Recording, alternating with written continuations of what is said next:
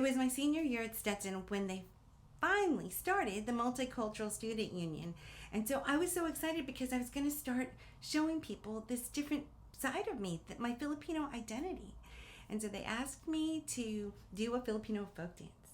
I changed into my costume and I walked from Amelia over to Woodland Boulevard, right across the campus, with my costume on. And I know my heartbeat was so fast and my smile was so big until all of a sudden this girl came up to me and said, "What the hell are you wearing?" Now at that time I didn't stop to analyze the social interaction to see exactly what was happening. Instead I became angry and I cried all the way to Allen Hall. Now 25 years later, I completed my PhD dissertation on Filipino American behaviors and our experiences here in the United States. And I became a speaker on diversity and cross-cultural issues. And in my research, I learned that at one point here in the United States, there was a limit on the number of immigrants that could enter the country each year. It was a quota. And then finally, the Immigration and Nationality Act of 1965 lifted those quotas and the floodgates were opened.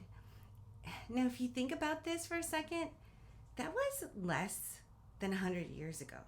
Okay, so that means that American culture is now experiencing a diversity that it didn't have before. American culture as it was is no longer. Diversity here is actually new, less than 100 years old. Now there are so many new textures weaved into the fabric of this culture, and as the culture changes, we need to be changing our thinking too.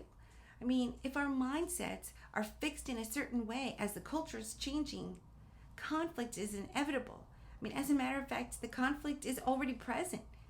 I'm going to talk about ways to shift our mindset to increase the collaboration and effective communication across cultures. Because without this shift, people will continue to reach only part of the team, only part of their future clients, only part of their community, and only part of the success that they could be experiencing in their lives.